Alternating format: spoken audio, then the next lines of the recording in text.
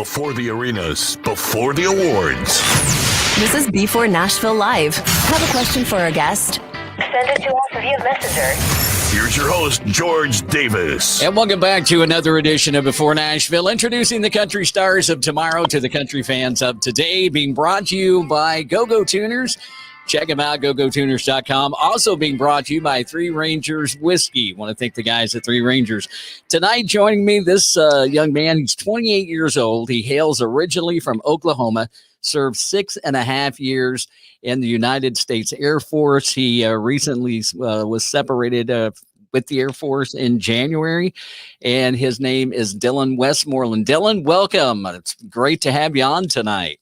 Yes, sir. I appreciate you having me on tonight, and I'm really looking forward to this opportunity to talk to you. Well, I've been listening to another podcast that you were on, kind of check things out, and really, I mean, I was getting into it. I hated to have to stop it. No offense, but it was really good. But it talked about, you know, just you and your background, and that's what we're going to do tonight. We're going to let people know more about Dylan Westmoreland. I mean, we want to get you out there to as many folks as possible. And to start it off, tell me a little bit about yourself. Where, like, you're originally from Oklahoma. Is that you grew up there? And then kind of give me a synopsis of your life since then. Okay. Yeah, so I grew up in Antlers, Oklahoma, right outside of Antlers, Oklahoma. I went to Antlers High School and graduated in 2011. Worked in the oil field for a little bit, and then in 2014 I joined the Air Force at 21. Served until until January of 2021. Served my 6.5 years there, and then I got out to just to pursue music. I know I've met several different people throughout my military career that really was really trying to push my music and was like, I really think you should give this a shot. So, I kind of heeded their advice and, got out to give it a shot. Right. So I'm going to step back just a second because I have a question, and I'm not trying to be rude, but with a name like Antlers, Oklahoma, what was the mascot? Bearcat. Okay. Yeah, it was deer capital of the world, though. That's what they said. Oh, that's interesting. You think they would have called it the Bucks or something like that. I know, right? But anyway, that's just me. I don't even know what Bearcat is. So you said you worked in the oil fields and then you went into the military. Now, what I was kind of finding out about you was you were kind of, I don't think you were looking for a change to go into the military. It was just the situation of the oil fields kind of drove you that direction, or led you that direction. I'd always definitely wanted to join the military. I think that one time when I was cashing a check, we was working in El Reno, Oklahoma, and I drove to go cash my check, and I saw one of these big Air Force signs on the side of the road. And as cliche as that sounds, it works. So I saw the big sign, and everything was kind of slowing down at that point in time. So I, called up a recruiter the next day and met with him, and just kind of went from there. So it was one of them things to where you kind of called mom and was like, "Hey, I joined the Air Force." Kind of like the commercial where it shows you in like whatever your job is inside the military, and then a dad sitting there saying, "You sure you want to do this?" And that but that's pretty cool. So tell me, I mean, you're in the oil fields. What got you into music? I mean, was that just a fluke that you got into it, or was there some other precursor? No, I've been into music since I was 5 years old. I got my first guitar. My Uncle Tim, my dad's brother, played guitar. So that really kind of pushed my drive to want to play guitar. And I know when I was 5 years old for Christmas, I got a little red guitar. And then it progressed from there to multiple guitars. Right. And then I just started, I started writing songs when I was really young, early teens. I know that my mom still has cassette tapes of when I was like 8 or 9, making up songs on one of them old cassette tape recorders, So, but yeah, and it's always ran in my family as far as like poetry and stuff like that. So my grandma wrote poetry, her mom wrote poetry, her brother did. So it's I think it kind of runs in the family a little bit as far as writing music. Okay. So do you still have the first guitar that you played, your little red guitar? Yeah, I do. It's actually at my parents' house, hanging on the wall. Oh, wow. That's cool. That's very cool. Hey, that could be a big piece of memorabilia someday. Yeah, You know? I feel like it will be. I mean, it's a little guitar. I mean, it can't be more than like 2 feet tall, if that. You ever get the urge just to take it down and play it again, just to see? Honestly, I don't even think it would play very much anymore. I think I played it too much. Oh, there you go. Wore the frets completely down on it. So how old were you the first time you ever performed in public? So I was, I think it was the 8th grade talent show. I'm pretty sure it was the 8th grade talent show at Antlers. I played Simple Man in Sweet Home Alabama, and that was kind of my, the first time I'd ever like sang in public at like a public function. So I think everybody was a little bit surprised. And then on down the road in high school, I wrote a song for their Veterans Day program. So there was a Veterans Day program at school, and they wanted me to sing Toby Keith, but I don't know. As you can tell my music, I don't think I don't think I could sing Toby Keith and do him justice. So I actually wrote my own song, and it was called "I Pledge Allegiance to the Soldiers," and performed that for the Veterans Day program. And that was kind of the first time in high school that I'd actually kind of exposed myself to an audience. Right. So, I mean, if you go back and you just kind of think about it, talking about, the writing and stuff, where does your inspiration come from in writing? Yeah, so I know it just kind of comes from everything. I never sat down and just be like, I'm gonna write a song. I know that some people do that, and that's great. I never actually co-wrote a song with anybody. I would love to do that eventually someday. But all the songs I've written just been, I've sat down, I've wrote the song, and it usually comes to me within 10 to 15 minutes. And, I'll end up getting a melody, or I'll have some words and then put a melody to it. It's never really, I don't have like a set process of how I do it. I just know that it usually comes to me pretty fast. Right. But you write your own stuff. I mean, you're not really doing anything else as far as co-writes or, recording anything somebody else is recording or anything like that. No. Yeah. I haven't had the opportunity yet to sit down and co-write with people. I would definitely love to, especially, everything has been going on. It's kind of just now kind of opening up to where, everybody's able to get together and everything. But, especially since I've just got out of the military in January, I'm still kind of new to the scene here. And I moved down to Fort Worth, Texas, and to get in the Texas scene because it's a little bit more versatile, in my opinion. So I'm still kind of getting exposed down here a little bit, and hopefully with this new single that's going to come out May 28th, this Friday, hopefully it kind of expands my music to some more people. Right. So what would, if you could say that there's one song in the world that you would go, gosh, damn, man, I wish I'd have written that song. What would that song be and why? I would say Iris by the Goo Goo Dolls. Okay. I mean, I don't know if you've ever watched, I've shared it on my page, but I don't know if you've ever watched when he was in Buffalo, New York, singing that song in the rain. And I don't know, that particular song to me, it gets every part of you going. So, I mean, it's kind of hard to, I don't know. I don't hear a lot of music like that anymore. So I would love to bring some of that back. But I mean, I love Iris. That'd be a song I wish I wrote. Right. So, I mean, listening to some of the stuff, like I said, I was listening to something that you had done earlier, and it's got more of a country type feel to it. I mean, it's not, there was harmonica in there, and there was you on the guitar, and the way the guitar, or somebody on the guitar. I can't say it was you because it wasn't a video; it was a podcast. But it kind of had more of a country feel, but yet a lot of your influences seem to come from rock, classic rock, or some of the other rock.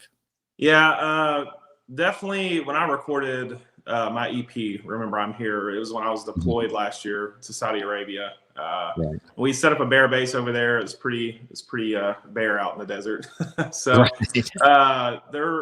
when I wrote that EP and I did some of the writing over there, it was one of the things I really wanted to be kind of more of a low key sound, and just somebody that could sit back and relax and just listen to the words, Right. and just really kind of take in kind of the message I was trying to send there. And Mhm. yeah, so in the podcast, it was me and a good friend of mine.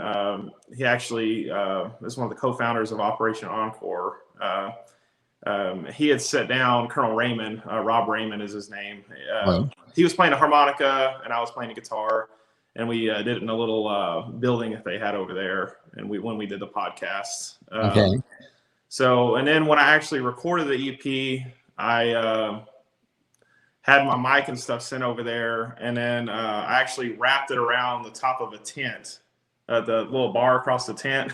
Right. And it was like 1 PM. It was like, I swear it was like 130 degrees outside. It was hot. So it was 130 degrees in the tent for sure. So Wow. I had to turn off the stinking generator because it was so loud. Didn't want to pick up on the mic.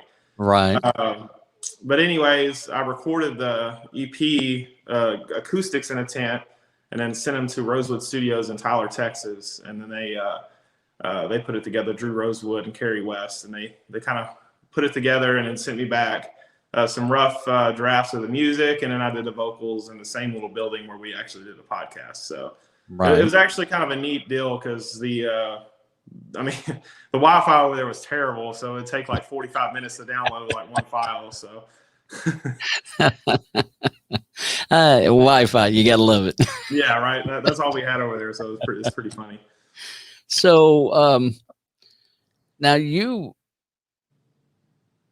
influences, where do your influences come from? We talked a little bit about that. I mean, you talked about some of them, but who were some of your main influences in what you're looking to do, or Yeah. So I would say, I really am a huge Aerosmith fan, Puddle of Mud fan. Mhm. I do love country rock music. I mean, especially some of these new guys coming out. Cody West, Co Wetzel. Some of these artists down in Texas, are really Right. awesome, and they influence music as far as on the rock side. But as far as like super iconic people that mostly everybody knows, I know Aerosmith, Candlebox, Whiskey Myers, Incubus, stuff like that. Right. But what I think where I'm kind of heading towards is more of a rock, like an alternative country, like rock feel. I mean, I guess you could call it. I really don't know what to call it. I just, I just want to make good music. It's not. I hate classifying music in a certain category because it's such. Right. Once you start categorizing music, then they just put you in with one group of people. But I feel like the alternative scene has kind of a very versatile. Alternative covers a lot of different types of music. So I would almost put it in that kind of an alternative. Right. Yeah. So alternative country. There's actually a subgenre of country they call alternative country, and your music fits in really good with that as well. I mean, it's been pretty cool from what I've heard, and I really want to find out more about that and all. But one of the main things, I mean, like I said, it's introducing country stars of tomorrow to country fans of today. That's kind of the byline for everything. And so I think it's really, I use the word country, but I've had a lot of, different genres on. I've had from rock to, several others, rock, R&B, rap. I had one group on, and I forget what they called their music. It was country, but they had a totally different name that was just hilarious. But I mean, it's kind of like that thing. I mean, the music would work fine regardless of where it's at. Your early stuff sounds really good. I mean, I know it's, recording the EP. Let me just say, recording the EP, was that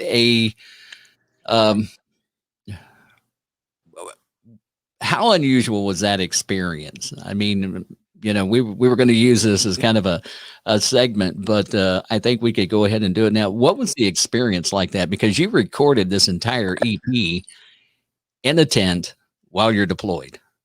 Yeah. So I think honestly, and it was pretty fun because everybody that I was deployed with that, was in my unit really got involved. And honestly, a lot of people around the deployed area and different career fields and stuff like that got involved. It was really neat. So, right. It was like one of the things to where I remember one of my buddies, Sergeant Henry, it was pretty funny because I worked nights and we worked from about 9 p.m. to about 1 in the afternoon is when, by the time we got kind of settled down and everything and had finished eating lunch. But on our days off, it might be like 7 in the morning. And, these tents are not you can hear everything outside and inside coming in. And I'm over here cutting scratch vocals at like 7:30 in the morning outside of a tent, and it's just me in this, just me in the tent. And I hear Sergeant Henry comes up and bangs on the side of the tent. He's like, "Hey man, shut up." But anyways, it was a fun experience. Everybody got involved. Everybody, I think at one point had I'd have the videos I had taken on and put them on Instagram. I think everybody had a part in filming a video or something like that. But I think I would like to think hopefully it boosted morale over there. And then not only that, but tells a story. I know a lot of people don't really know because it's hard to tell.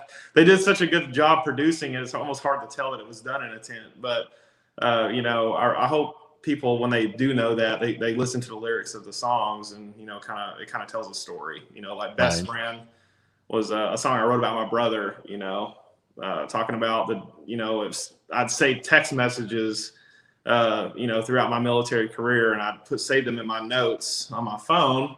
And then I, just kind of almost the song wrote itself almost, It's like little snippets of text messages in that song. And if you listen to the song, that's probably my most streamed song. But, hey man, how'd it go? Are you coming home soon? Like just stuff like that. Like everybody, I try to touch somebody's life just because I know that they've all had that, hey, are you coming home soon? Or have you talked to mama? Or, do you remember when we was going fishing, when we was younger, stuff like that. Like everybody's got text messages like that before. Right. And that's really cool that you just took that and kind of converted it into, to music, and you put it into a song. And and if you get a chance to check that one out, it is on Spotify. I think I looked earlier. I believe that's the one. It's got like about 40,000 streams roughly. And I'm not real sure how up to date, Spotify is, how often they update the numbers and everything. But I think it said it was about 39,000, 40,000, something like that. Really good song though. I did get to listen to it. And it's just like you said, it's kind of like a text message, it's a conversation. Yeah. And even though you did it via text, it's still a conversation. And that's the best thing about it. To me, that's what makes music. You can use it in a conversation or make it a conversation, whether it's between a boy and a girl, you're doing a duet and you guys do a couple of things together, or it's you and your brother, or somebody and their granddad or their grandmother or a child or something like that. It's just really cool the way music can do that. And I think with the song Best Friend, you really did a great job at doing that, which I thought, again, was really awesome. Thank you so much. I appreciate that. You're welcome. So when you were writing the newest single, which you are, like you said, you're putting it out on Friday. And as I generally do, I did not write down the title of it. And I really don't normally do that. Because you said I listened to it, but I didn't write the title down. What, was that one of those songs that just kind of came to you and you just started putting pen to paper, or? Yeah. The song's called Deep End is the title of the song. Right. And, it was just one of them songs that I think really speaks to a lot of people, that sometimes jumping off the deep end to go chase something is, okay. So, it really talks about somebody that's tired of their job. It doesn't have to be somebody in the military. It could be somebody in a construction job, just anybody, any job. It could be driving home from work and you're just thinking about, man, I'm sick of this job, and everybody's felt like that at some point. Right. And it basically just kind of narrates, outlines a guy that, sick of his job. He's a musician, and he picks up his guitar, packs up his stuff, and he's heading down to Austin, Texas, to give it a go, to eventually start playing sold out shows.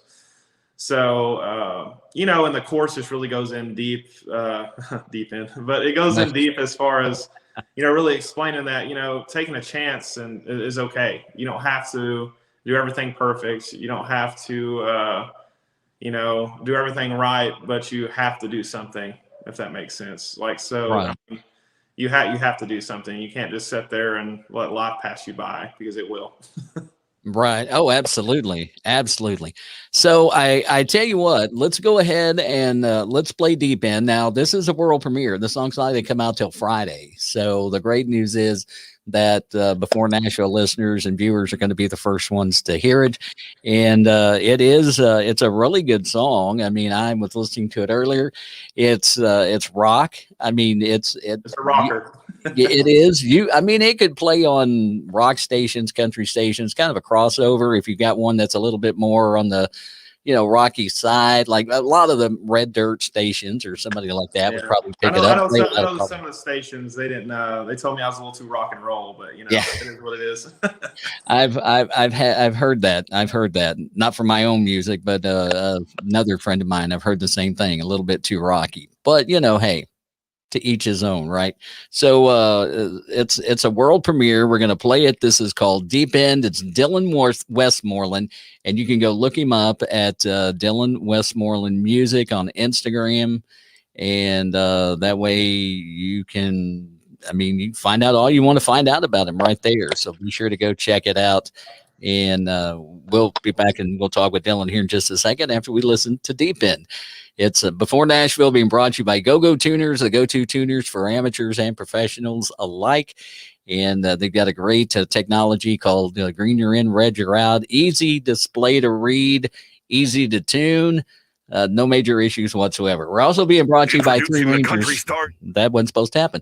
We're also being brought to you by Three Rangers Whiskey, which was, by the title, started by Three Army Rangers, and we'll get into more of that detail a little bit later on. But want to thank Three Rangers and also Go-Go Tuners. Now, here's Dylan Westmoreland with the world premiere of Deep End on b4Nashville.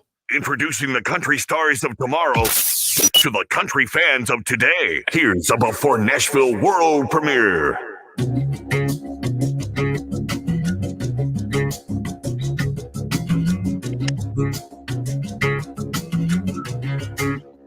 Yeah, I'm sick and tired of the same old shit.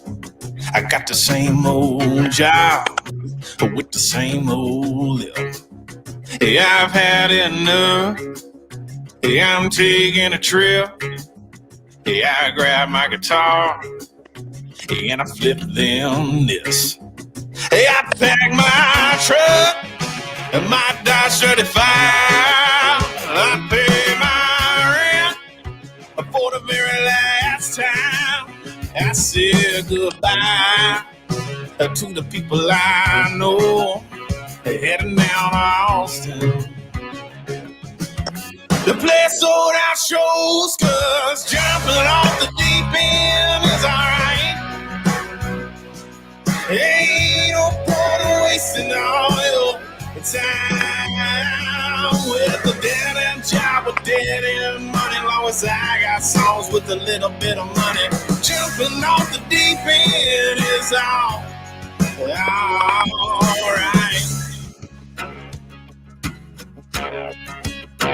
Oh, the crowd is loud and the lights are bright. You can smell that loud and the whiskey tonight. Let's get this straight on these weekend nights. Monday ain't around. And my job might change tonight, 'cause jumping off the deep end is alright. Ain't no point in wasting all your time with the dead end job with dead end money. Long as I got some with a little bit of money, jumping off the deep end is all. 'Cause I'm sick and tired of being sick and tired of working with these people in their lives. Oh, I just want to shoot it to you straight.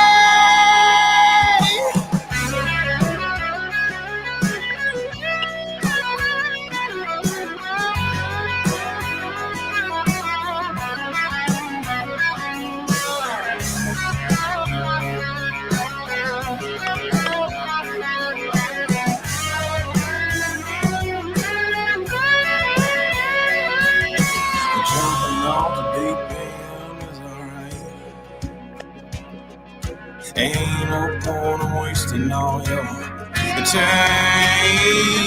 with a dead end job with dead end money. Long as I got some with a little bit of money, jumping off the deep end, oh, jumping off the deep end, oh, jumping off the deep end, oh, it's all right.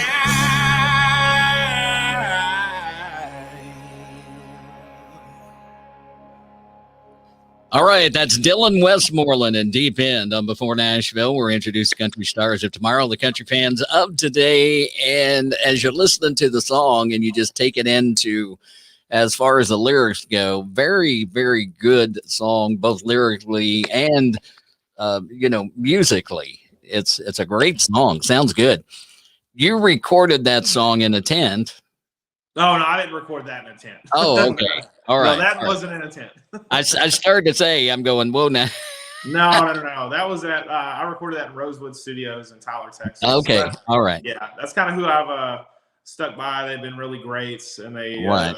I'm kind of, I'm pretty picky about a lot of things. So they're pretty awesome going back and forth and talking with. And, I gave them, I wrote the lyrics and, also the progression, the chord progression, all that stuff, Right. just kind of, sent them a rough draft and then they came in with their magic and, the guitar solos and stuff like that. It was pretty awesome. Yeah, a great job. I guess I was confused. I thought that was one that you had written. No. The earlier song, like Best Friend and some of those others that you, like the ones you have on Spotify now. Yeah, are all the ones that were recorded. Bed of Roses was I'd actually recorded it in Virginia, and then I had it remixed and mastered, and they did some like the instrumentation and stuff at Rosewood as well. The ones I did in the tent were it's the 4-song EP. Remember I'm Here, and that's okay. Them were the 4 songs I did over there. Okay, so excuse me. When you're, we talked a little bit about when you're writing and stuff like that. And, you're, like you said, it just kind of, if it comes to you, it comes to you. And you don't set out in a particular day and go, okay, today I'm going to write 3 new songs. Yeah. So if you're driving down the highway and a thought comes to your mind, I'm hoping voice memo. I hope you don't start writing it right there. No. Unless you pull over, which I'm sure you do. It's kind of good. I just like your style. Your style is really good. The way you write, your voice, my gosh, man, your voice is something else. I appreciate it. I can't imagine being in the middle of deployment and hearing that coming from a tent. Yeah, no, I probably scared a couple people. I'm just kept the enemy at bay. There you go. I'm just kidding. No, really good stuff. So let's talk a minute about Operation Encore, because I was kind of intrigued by that. And you kind of got in, it sounded like on the ground floor a little bit with that. Yeah. So I know it was funny. It was really funny because back in 2015, when I was stationed in F.E. Warren in Cheyenne, Wyoming, I'd heard somebody had. I talked to a group of veterans, and they was like, you need to link up with this Operation Encore. They help people out, and they're just a really good organization. And then after a while, like I didn't hear nothing about it. It was a long time. Anyways, and the flash to December 2019, and all the way to July of 2020 is when I was deployed to. I had he's a fighter pilot, Colonel Rob Raymond, and anyways, I ran into him at the base because it was at like a little talent show that they had in the little MWR there, which is like where people come and just relax and hang out. And they had like a little talent show, and there's always a couple of people that bring instruments, and I was obviously one of them all the time. So, anyways, brought my guitar up there, and started talking to him. And he's like, there's this thing called Operation Encore, and he's like, yeah, I'm a co-founder. And it was funny because it's funny how it works because I never thought about ever meet these guys, and I ended up meeting him on the deployment. Wow.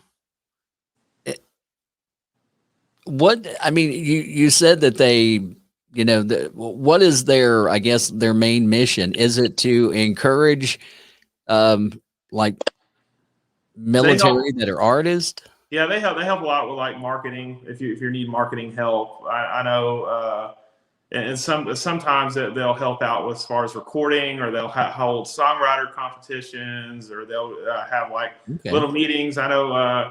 COVID kind of slowed some stuff down, but I know they did several different songwriter competitions. They just really try to help artists that have been veterans that, kind of help put them on a bigger platform. And they're just a really good organization, and they have get-togethers, and sometimes they'll have like songwriting sessions and stuff like that. I haven't been as involved as I should be, just with moving and trying to get everything settled to where I am now in Texas from Virginia, but that's where I was stationed at last. But it's definitely a great organization. And Rob Raymond, I can't speak good enough about him. And I mean, he's just a really stand-up guy. One of the best leaders I've ever met. Right. Now the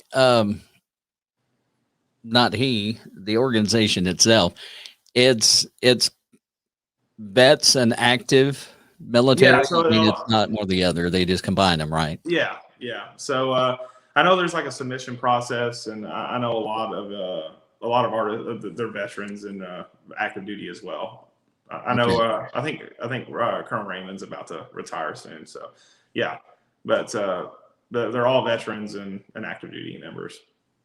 Okay, because I work with an organization, and we talked a little bit today via phone. I was telling you about Operation Triage, and then we have what we call Freedom Jam, which is a concert series that all the money goes back to Operation Triage, which helps military first responders and active military first responders and vets with any kind of home assistance, whether it's widening a doorway, putting in a ramp, putting in a we're June 5th and 6th, we're starting a project up around, I think it's in Pacific, Missouri, where we're putting we're redoing a basement and then also building a safe room for a double Purple Heart recipient.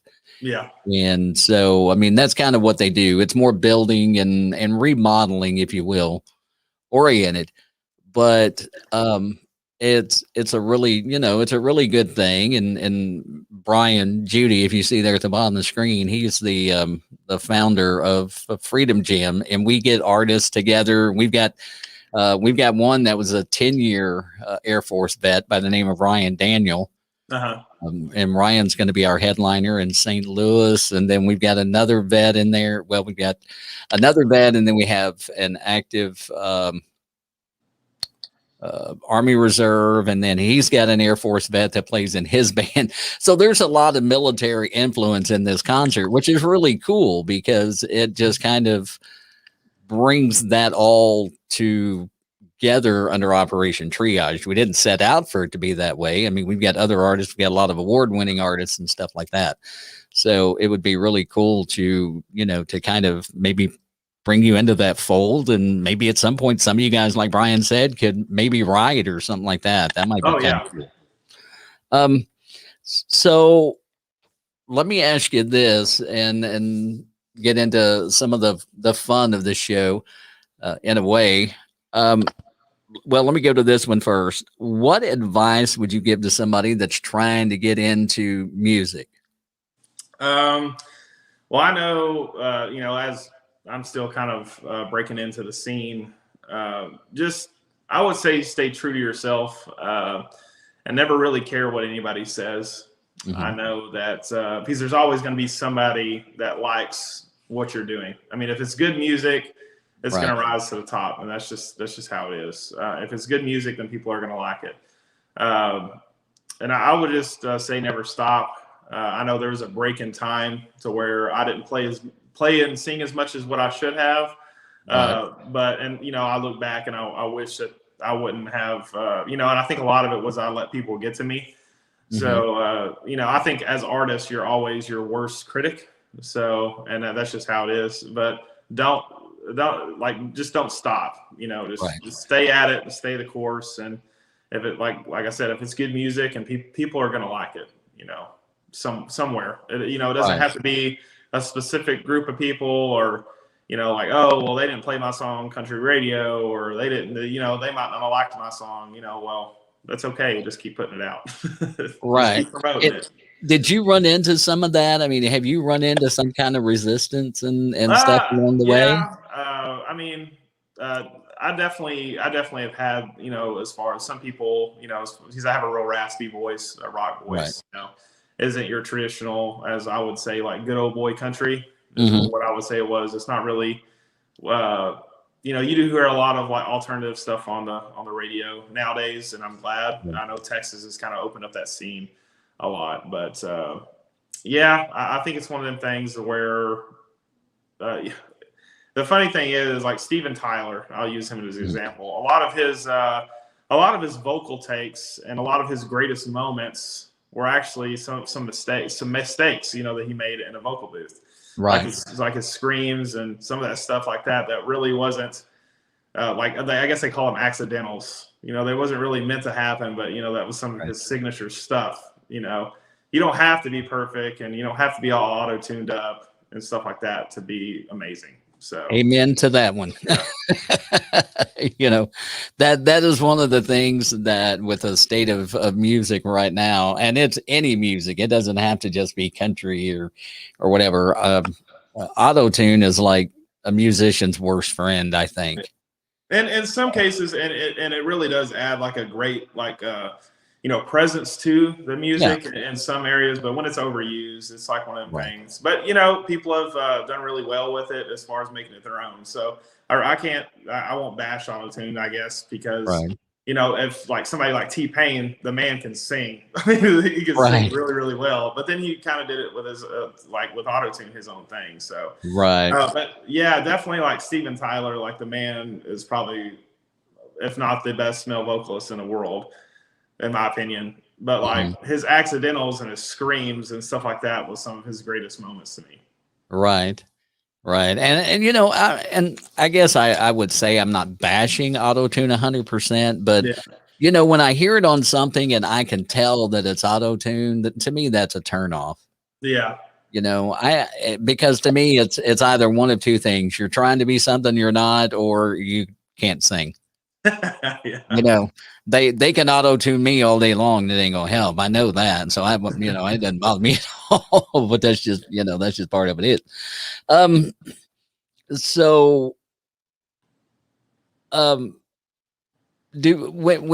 you done many shows? I mean, I know you do play quite a bit. Yeah. So I've been, I was very lucky. I had played at an open mic, and a guy named Dusty Moats, I met, and he started booking me shows. He owns like a promotion company, and they started booking me shows, and I've stayed really busy. I kind of took, I had 2 shows in June, and I kind of took a little bit off because it was like every weekend, and I'm working a full-time job too. So it's like one of the things to where Right. you gotta have some time. So I go to the studio Thursday, and then gonna start working on some more stuff. So Okay. to get some more stuff out there. So I definitely I would love to release my debut album this year. So that's the goal. But we'll see. I have some pretty awesome songs that I'm ready to get out so people can hear. And but I know a lot of it's I use my show money and I go record. So everything I take from shows, I go put it right back into music. So I play really anytime I can. So I'm really looking to get some players together and hopefully be able to move on to a full band set would be great. Oh, that would be nice. Yeah. So what's a typical show for you? I mean, like, give me I don't know, five songs out of your set list that you would normally do. Yeah. And that's other than your own, because I mean those are going to be naturals. Yeah. So I'll do Chris Stapleton, Fire Away. I'll even switch it up with some Tracy Chapman, Give Me One Reason. Of course, you got to do Simple Man, and then I go from I'll have Simple Man, and I have Shine Down, and then then I'll even play Bruno Mars and make it a rock version. Yeah, I even do like a version of Sia's song, Titanium. So I do a lot of different music. I know that I'm learning a bunch of new songs right now that I'm gonna start switching out. That's gonna be more honed to where I'm going with my music. So I know a lot of it is late 90s and early 2000s rock, and then my songs, and then with some country music, so country rock music, like some Chris Stapleton, because Chris Stapleton kind of goes both ways. He got a great voice, and he's a little bit bluesy, and but so I'm definitely kind of honing in my set list right now. It's when you're playing acoustic shows, they're about 3 hours. I'll do like a 3-hour set, 45-minute sets, and when you're playing an acoustic show, you can burn through 50 songs pretty quick. So yeah. So what's your favorite song, like a cover tune that you play? What's one that you just think I can't even do a show if I don't do this song? I would definitely say Simple Man. I know a lot of bands cover that song, but that's definitely one of my favorite songs. Also, I would say probably Shine Down. 45 is probably one of my favorite songs to do. That's one of my favorite Shine Down songs, by the way. I love that song. It's so cool. And I love their version of Simple Man. Now, did they do? They did a great job. Simple Man. Yeah, they did a great job on that one too. They all start to run together after a while. So, when you're out playing, what's been your favorite venue to play in so far? Definitely the Mule Barn in Justin, Texas. I actually play there in July. That's going to be my first like full length show there. Okay. And, but yeah, I'll play there in July. It's definitely my favorite place. It's got a great vibe. It's really, it's just the sound system's incredible. The sound guys is great. It's really nice when you have a good sound guy too. So yeah, he can make you sound sometimes better than what you are. Right. Yeah. Hey, whatever helps, man. Yeah. We don't tell no secrets. We don't judge. That's the way it goes. So, now let's get back. I mean, I want to talk a little bit about your likes. I have this little thing I like to do. It's called, I call it the iPhone Top 10. Basically, it's what's the top 10 songs you've been listening to on your iPhone. So why don't you give me a rundown of some of those real quick? Definitely, got to have The Good Die Young by Co Wetzel. I mean, he's a very versatile artist, and it's kind of crazy how I like the label he signed to is definitely, it took me off guard. I wasn't expecting that, but I think that he's going to do really well there. I love Cody West. I'm trying to think of the song. I don't know why, I just slipped my mind. Goo Goo Dolls, Iris, obviously. Blurry, I know Hardy put one out, but obviously you can't beat Puddle of Mud there. Also, Whiskey Myers, Bury My Bones is probably one of my favorites. Also, Drive by Incubus and Head Over Feet, Alanis Morissette. I've been listening to her a lot, and artists like that, so I can start adding them to my set list. Right. Also, I don't know if I just said that. Far Behind by Candlebox. I don't know. It's a classic. Yeah. Yeah. So, and then, but yeah, I don't even know how many that is there, but that's kind of that's what's been on repeat. I know Iris I listen to every day at least 5 or 6 times. So just to get you in the, I was so wrapped up in the songs you were saying, I wasn't even counting. I wasn't paying attention. If you could have went on for another 10 or 20, I would have caught it. But you mentioned Hardy doing the Blurry, which was, of course, Puddle of Mud. And I actually read about that today, about him doing that song. And I haven't got to listen to it yet, so I'm going to have to go check it out. And so it's one of those, that when you get, it depends on where you're from. If you're a country guy or you're a rock guy and you hear somebody else doing a song that's from one of your favorite bands, you want to listen to it. You want to see how they present it. Yeah. And this one for Hardy is supposed to be a little bit more on the rocky side. So I'm really excited to hear it. Yeah, it's actually put out by Big Loud Rock. So I guess they have a rock label as well. So it's actually put out by Big Loud Rock. So I think he did a really good job. I mean, obviously you can't beat Puddle of Mud, but I mean, he does a very good job. And I mean, he puts on I haven't been to a show in person, but I've seen videos, and he puts on a really good show. So yeah, he's actually going to be playing in our area coming in August. So I'm super excited to get to go to that show and get to meet him. And just, I've got a ton of questions I want to ask him. Yeah, he's a great, and talk about a songwriter. I mean, he's a great songwriter. I mean, one of the best for sure. And his my favorite song that I've heard from him, and only because of an emotional tie that I won't get into, is "Give Heaven Some Hell." Oh yeah, it's a great. It's a great song.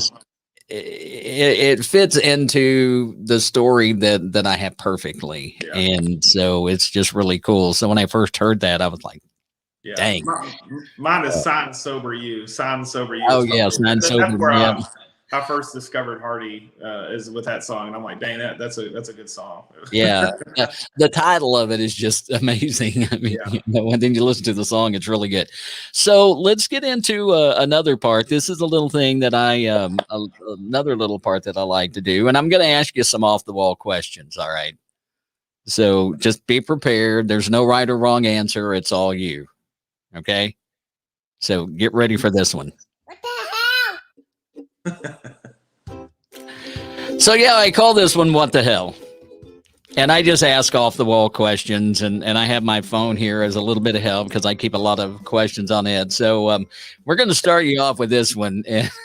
You may not admit this, but I'm going to ask it anyway. Have you ever had anything waxed? No, I haven't. Okay. Actually, take that back. I had my eyebrows waxed one time, and I never did it again. Okay. Yeah. Let's see. I don't know about this one. Let's skip that one. What would be the absolute worst name that you would give your child? Probably. I mean, you got Johnny Cash Sue. You can't. Susan or Sue or. I don't know. I'm not saying Susan's a bad name, but I wouldn't name my boy Sue. Yeah, I don't think right. Or Karen, I don't know. Everybody talks about Karens nowadays. Right. Yeah, I wouldn't want to be named a Karen right now. Which body part do you wish you could detach, and why? Oh, well, I don't know. I don't. Well, I mean, I did break my front teeth out in an exercise one time. So, I mean, that kind of already detached itself. So I guess my front teeth, I don't know. Get some fake ones. There's already fake ones there. You ask that question and you're just thinking, good grief, what in the world? Yeah, exactly. I gotta have my hands and my legs, I gotta play. Right, exactly. What's the craziest thing you've ever done in a car? Barring some things, we'll leave it at that. Yeah. Well, we used to have these training exercises for our convoy courses, And definitely some of the maneuvers that we've had to make in a Humvee has definitely been questionable. But fun. All safe though, of course. Yeah. For all of the military guys out there, they just had a flashback. Some of the maneuvers we made in a Humvee or a Bearcat or some of the MATVs have been questionable. So don't ask, don't tell, right? We'll leave it at that. Have you ever licked a battery? Yes. That's how you tell if they're any good or not, Right. I never could understand why people, say that. So what, this is a good one that it's kind of interesting. What's the best Wi-Fi name you've ever seen? Like you go and you oh gosh. I've seen some pretty funny ones. In some of the environments, in some of the like the deployed environment, you see some pretty wild Wi-Fi names. But yeah, I won't get into them because they're pretty. I don't know if you want that on your show, but yeah, they've been pretty wild. I try to keep it PG, but some days it's like just throw it out the window. Some pretty crazy Wi-Fi names. Wow. What's your thought of putting pineapple on pizza? That's not bad. I mean, it's not my favorite. My favorite is jalapenos and bacon and pepperoni. But I definitely. I mean, it's not bad. I'd eat it, but I'd eat it, pretty much any kind of pizza. Right. As long as it doesn't have anchovies, I cannot do anchovies. Not my favorite, but not bad. Right. So we'll move on from that. That's just a little fun thing that I like to do. It kind of lightens the mood, if you're getting into serious thing or anything. But I do have one question. I mean, I've got a couple more, but this one I really want to ask you. You are approached by an artist, a group, an individual, whatever, to go on a tour. And this is a big tour. This is a stadium tour. And this is like your dream of being out on tour in a stadium. Who's it going to be? Oh, man. Well, that's the answer. I'm going to answer it a couple ways. So as far as modern artists right now, the funnest tour I think would be either a Wetzel or a Hardy. I think, or even Luke Combs. I think them guys, that would be a blast. Right. Just because, I mean, they just, I don't know, from the videos that they post and everything, it just looks like it'd be a fun time. So, right. I mean, you can't beat, any stadium. As far as old school, Steven Tyler, Aerosmith, 100%. I would, that would be the number one. That's a show I would even go. I mean, I'd love to see them. I wouldn't care if I was an artist to even open with them. I just want to see him because I think that would be so cool. Speaking of Steven Tyler, because you're really, I mean, he seems to be a major influence in your life. I mean, and in your music. So if you could have dinner with him, what would your conversation be about? Because he's all attitude. I mean, if you've ever watched him, his shows or any of his, he just puts on a show. He's got his presence and his voice and like stuff like that. I mean, I would definitely at what point and how did he find his like inner rock star? I mean, because all these old school rock, they got it, but like, I mean, his presence on stage is like unmatched as far as in the rock community to me. Right. And like I'd ask where he found it at and what caused him to find it. Was it a wild night on a tour or what? Right. And I mean, when you think about, just talking about Steven Tyler, when you think about Aerosmith and Steven Tyler, how long they've been around. Oh yeah. Still, yeah. Since the 70s. And I think they started maybe like in the late 60s, around 69, something like that, 68, 69. And then in the 70s, of course, they were at the top of their game. And then the 80s came around. They're still doing well. In the 90s, they had, some hits out. And then Stephen kind of took a little turn. He did some country stuff, a couple of country things. But even I think changing genres, I don't think he ever lost that inner rock star. Oh no, I don't think he did either. Another great example. I mean, look at Stevie Nicks. I think she's still like Fleetwood Mac. Right. They still have, with the comeback of that one song "Dreams," they have like 20-something million listeners a month, and they come out. Oh, yeah. They was at like Woodstock or something. You know what I mean? They've been out forever. But that's iconic music. I feel like that's what's. That's the reason why I don't like, nailing your stuff down to one genre. Right. Because, that's iconic music. I mean, it wouldn't matter. I mean, they could play Dreams on the radio station, Fleetwood, on a country radio station. It wouldn't matter. Right. It's just such an iconic song. So I feel like that should be the goal, is like to write iconic music and not hammer yourself down to where, I got to write about trucks, beer, fishing, and this because this is country music. You know what I mean? Like, no, like definitely broaden your horizon, and write whatever comes natural to you. If it is about beer, fishing, and drinking and all that stuff, then make it the most iconic song you can possibly write. You know what I mean? I try to think of the few, like if it's going to stay around. That's great advice. I mean, for any songwriter, I really like that. If you think of it in that mindset of you want to write the most iconic song for whatever situation you're writing for, not even necessarily the genre, but for the situation. Yeah. And if you write, you just tell yourself and think in your mind, I'm going to do the most iconic rock song, or, and like you said, I like the fact that you don't sit down and you got a piece of paper and you're going, I got nothing. Yeah, no, and that happens to writers. They feel that pressure of they have to write something.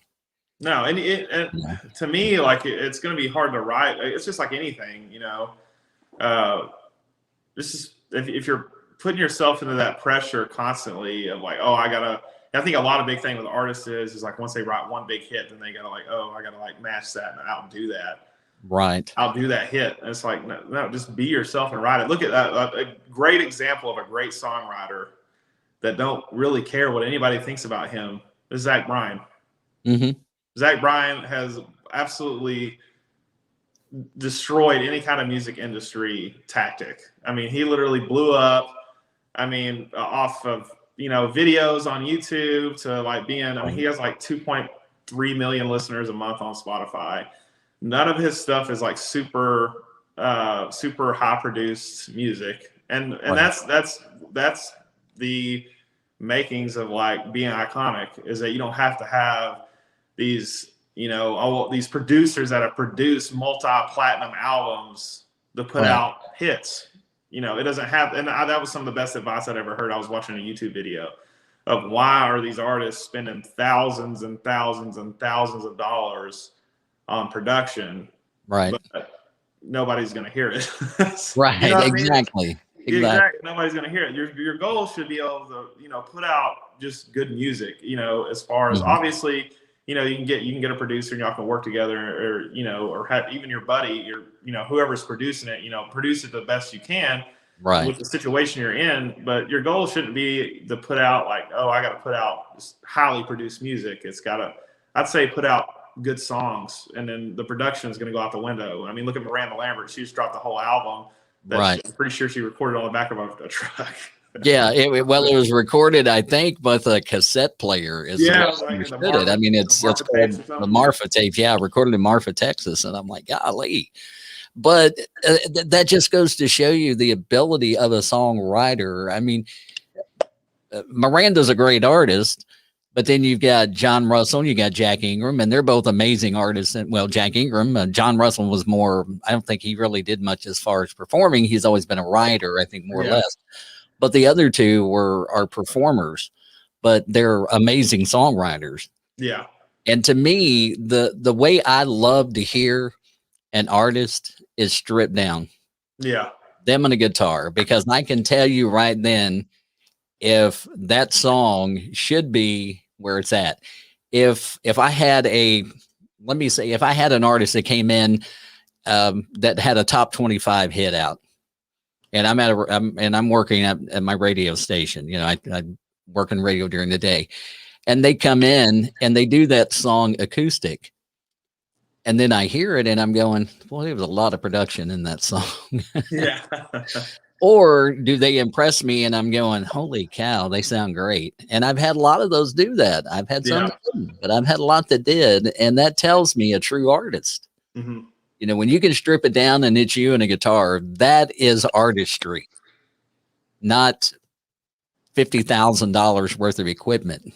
Yeah. That makes you sound good. That the true artistry comes from just being able to sit down and do it bare bones. And that's what I love. I really, really enjoy that.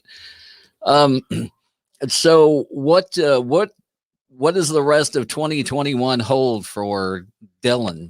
I mean, what are things looking like right now? Well, I just graduated with my master's degree in forensic psychology last semester, and then I just started another master's degree. Wow. I know, right? Yeah.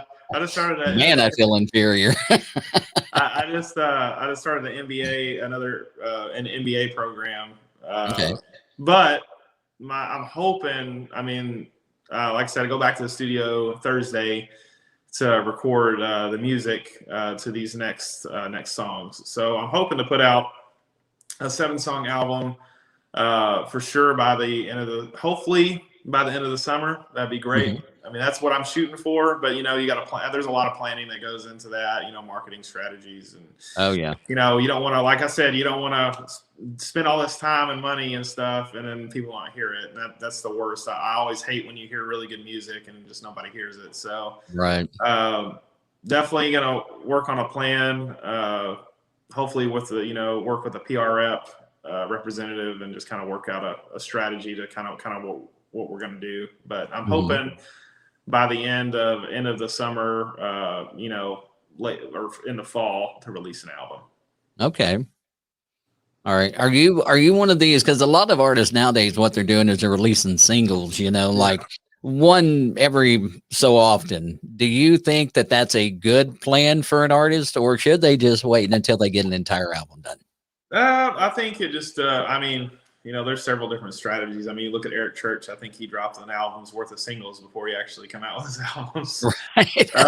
Yeah, true. Very true. And it works. It worked for him. I definitely think there should be a limit to how many singles per album. I think there was usually I think some people went by a strategy for every 5 songs you can do 1 single or something like that. I think somebody said that once. I'd heard it. Like I said, I think it's just all up to the artists and what they're trying to do. I'll probably release Deep End, and that will be the first single, and it might be the only single. I'm not quite sure yet. I might release another one a little bit farther down the line, but I really just want to give some, a product that people, just want to replay over and over and over again. So right. Yeah. I don't put all my songs out there at once, and then I'll put out an album and have one new one. There you go. Yeah. Well, I tell you what, Dylan, man, I appreciate you coming on tonight. I've had a good time. I don't know about you. And I just noticed, don't put that Instagram handle in, okay? Because I just noticed I spelt it wrong. It's DYLAN, and I didn't put the L in there. So anyway.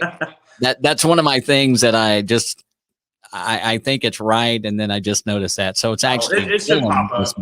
Yeah. So search for Dylan. Don't search for, I don't know what that is, Dylan Westmoreland or Dylan. I don't know. But anyway, that's the wrong guy. If somebody pops up, that's not who we're looking for. But go check him out on Instagram. He's on Facebook, Dylan Westmoreland Music. Spotify, you got 4 songs up there right now, and then you'll have more coming up. Yeah, I got 5 songs right now. I got the EP that I recorded there, and then 1 single, Bed of Roses, and then my brand new single, Deep End, will be available May 28th, Friday at midnight. So it's a jammer. So I'm hoping it's a rocker. So I'm hoping people turn it up, and I'm hoping it gets picked up by hopefully some Spotify playlists or something. So right. But Well, I make think sure people you are pre-save that. One of the things that is big about this, that I always encourage people, because I'll play a song on here and I want people to hear it, but the thing is, I also want them to support the artist. So, go pre-save Dylan's single, and when it comes out, buy it. I mean, $1 normally, I'm guessing, with one yeah. song, it's about what it's going to cost you, 99 cents, something like that. I think this one, I put it out to a different distributor, and it was like $1.29 or something like that. I can't remember exactly what it is, but still worth every penny regardless. Yeah. I mean, so, support these artists and let them know that you support them by going out and doing that. So Dylan, keep us posted on what's going on. You and I'll stay in touch and about some other things that I definitely want to discuss and talk about. So, and just keep doing what you're doing, man. You're doing a great job. It sounds good. And I look forward to hearing what you got to come in the near future. I'm thinking that y'all like it. I'm super excited. I wish that I could just be like, I just put it out, and then but there's such a strategy behind it. But I wish I could just be like, here you go.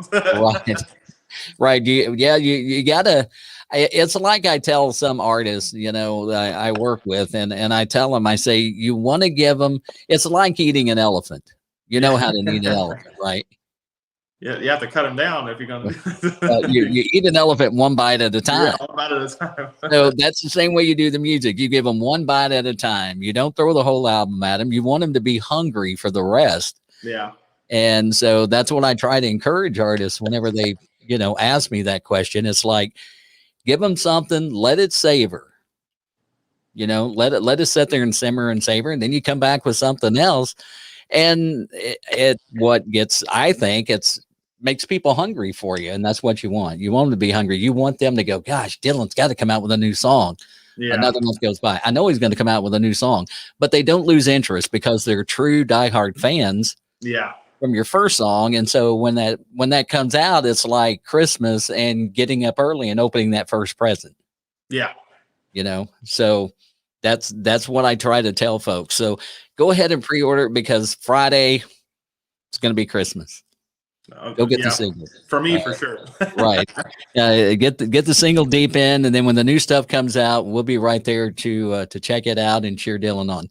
So again, Dylan, thanks a lot, man, for coming on. I appreciate it. You've been a great guest, a joy to talk to, and as always, just check him out. That's the thing, and be sure to check out the podcast wherever you get them. Now, coming up, give a quick plug. Coming up on Thursday night, I've got Jesse Lopez coming on. Jesse has worked with one of our previous guests and works with Christy Krause, who was actually one of our very first video guest as we switched to this. So Jesse will be on. So we will see you on Thursday night. Dylan, you take care. You stay in touch, and we'll keep an eye out on all that great music from you. Again, it's Before Nashville, where we introduce the country stars of tomorrow to the country fans of today. Y'all have a great Monday evening, or it is Monday, right? Yeah, Monday night. And we'll talk to you again on Thursday.